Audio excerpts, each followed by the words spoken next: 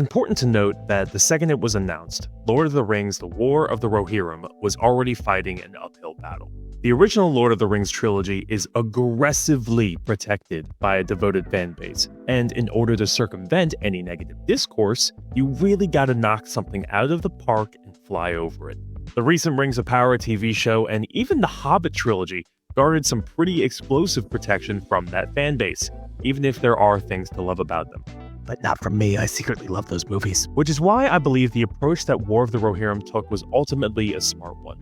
Completely new characters in a familiar land, splattered in beautiful animation, is enough to really set this movie apart, while still playing the visual and musical notes we've come to love for decades, that immediately transport us back to Middle-earth.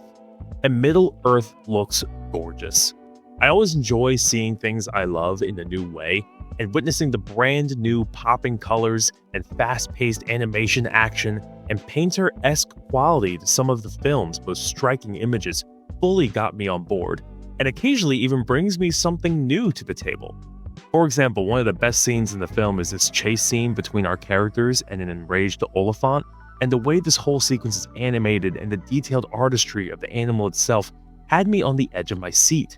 There's this kinetic, frantic terror on display here that only a perfect blend of carefully chosen color and animation can provide. That's not the only example, that's just the least spoilery one I can give. Save for a couple scenes where it feels like the artist didn't quite know how to draw a horse galloping along grass, the animation is the true standout here, as it should be.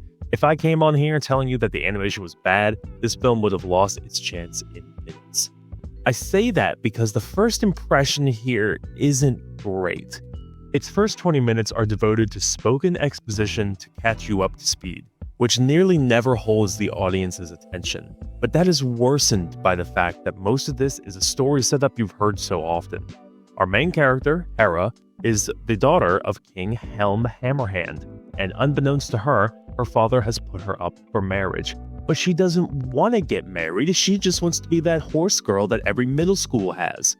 Thankfully, after those 20 minutes, the story takes completely different turns. So if you're looking too hard at the red flags this movie's story throws at you in the beginning, give it some time and I promise it does get more interesting. It helps that the story is bolstered by some truly great voice talent.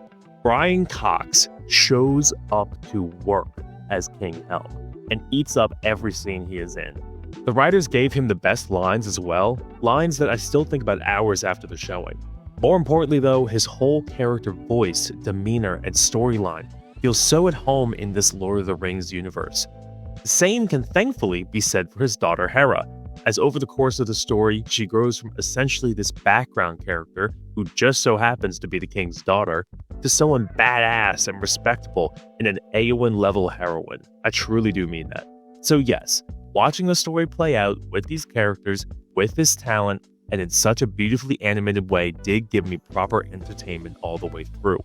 Helm and Hera are absolutely the crux of the story and film as a whole, and are what I walk away from this feeling most positive on. The same cannot be said for the movie's biggest missed opportunity, and that is its villain, Wolf. Since this is way before Sauron and Frodo, we had the chance to move away from this big, dark shroud of a necromancer bad guy to someone more human, more intimately connected to our heroes, resulting in a more personal drama that grounds some of the more epic battle scenes and sequences. The movie at least goes for that, tying Wolf into Hera's life by making them both childhood best friends with a trusted past. All fantastic setup for that more intimate drama. Sadly though, that winds up being only surface level, as Wolf's scenes are either A, a short flashback sequence of he and Hera playing as kids, or B, him screaming like a little baby. We needed more dialogue between Wolf and Hera to really feel that tension, that break of trust, the drama between two kids who are best friends that has somehow scaled into an all-out war. That sort of emotional impact would have truly set this apart from a Sauron-based storyline, but instead it winds up just being a girl fighting a dude who doesn't take rejection well. The only other knock I have on this story is based on its last 5 minutes or so. I was super happy to be in the separate tale of Middle-earth, but the movie makes a last-ditch effort right before it ends to start tying more Lord of the Rings stuff in, and it comes across as hasty and awkward. Like, dude, I already know I am watching a Lord of the Rings movie. You do not have to tell me I am.